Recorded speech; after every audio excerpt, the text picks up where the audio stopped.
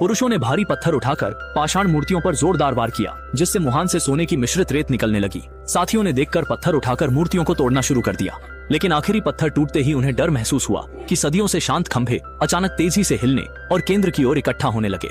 खंभों के टकराने से प्रचंड कंपन हुआ। जहां खड़े थे वहां की जमीन अचानक ढह गई।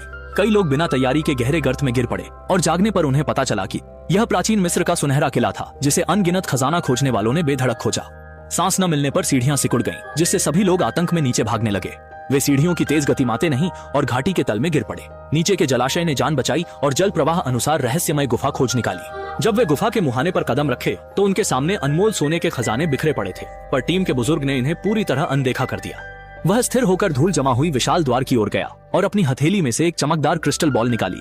यह रहस्यमय क्रिस्टल बॉल ही सुनहरी किले का कुंजी था। लेकिन जैसे ही वे गुप्त कक्ष में प्रवेश किए, एक बिना सिर की प्रतिमा ने तुरंत उनका ध्यान आकर्षित किया। इसके तुरंत बाद प्रतिमा सीधे जीवित हो गई।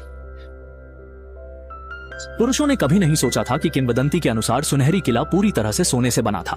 दीवारों पर हर ईंट की कीमत अरबों डॉलर थी और आसपास 13 क्रिस्टलीय गुफाएं भी थीं। खुश होने का मौका नहीं मिला क्योंकि बिना सिर के कंकाल ने सभी का ध्यान खींचा। किंवदंती कहती है, खोई क्रिस्टल खोपड़ी वापस लाकर स्वामी को लौटाने पर इच्छा पूरी हो सकती है। केवल देखा गया कि महिला बेसब्री से डॉक्टर के हाथ से उस क्रिस्टल हेड को छीनकर सावधानी पूर्वक उसे बिना सिर के छेद में वापस रख देती है और अगले क्षण एक अजैब शक्ति उन्हें मजबूती से जोड़ती है। फिर क्रिस्टल कंकाल अचानक सिर उठाता है। उसकी खोखली आंखों में जीवन आता है, जैसे इमारत की तरह सभी को निरीक्षण कर रहा हो। हालांकि डॉक्टर ने साहस दिखाया। प्राचीन मयाई भाषा में महिला कंकाल से बातचीत करती है। कंकाल धीरे गहरी आवाज में बोलता है।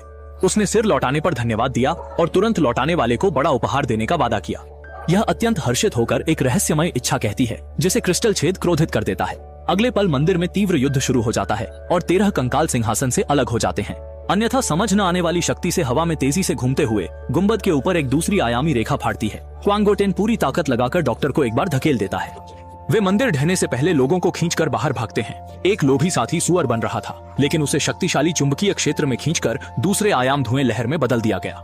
महिला इस समय प्रक्रिया में डूबी हुई थी। क्रिस्टल कंकाल ने विशाल समुद्र जैसी ब्रह्मांडीय ज्ञान उसके मस्तिष्क में भर दिया। उसी समय 13 कंकाल आपस में विलीन होना शुरू हो गए। अंततः यह एक वास्तविक विदेशी जीवन रूप में बदल जाता है। हालांकि मानव मस्तिष्क इसे सहन नहीं कर सकता। महिला की चेतना तुरंत टूट जाती है। शरीर डेटा की बाढ़ में राख हो जाता है। फिर पूरा मंदिर ढहने लगता है। मशीनों के साथ पानी की धारा गर्जना करती दबाव बनाती है। जब सभी के पास रास्ता न बचा हो, भयंकर बाढ़ अचानक आती है। सौभाग्यवश वे सुरक्षित मुहाने पर थे। पानी भरने के बाद उन्होंने कुछ लोगों को मंदिर से बाहर निकाला। बाढ़ जारी है। खुश होने का समय नहीं मिला। लोग डर से भयभीत हैं। दूर के मलबे प्रकाश गति से घूम रहे हैं। केंद्र में पिरामिड गड़गड़ाहट के साथ ढह रहा है। एक विशाल विदेशी अंतरिक्ष जहाज मलबों से धीरे उभर रहा है। तेज रोशनी में जहाज एक आयामी स्थान में स्थानांतरित हो गया। अनगिनत विशाल पत्थर गतिविहीन गर्त में गिर पड़े। सिर्फ दूर की बाढ़ बची रही। अंततः सभी विदेशी तकनीक के निशान गायब हो गए। इस समय तक कांगजी को एहसास हुआ कि किंवदंती की स्वर्ण नगरी कभी अस्तित्व में नहीं थी। यह सिर्फ पृथ्वी पर विदेशी सभ्यता द्वारा छोड़ा गया आधार था। वे अनमोल सोने की ईंटें वास्तव में बहुत कष्टप्रद हैं। अगर उनमें से एक ली जाए तो इस जीवन में और मेहनत की आवश्यकता नहीं होती। शायद कोई नहीं जान पाता कि महिला की अविश्वसनीय इच्छा विदेशी लोगों को क्रोधित कर सकती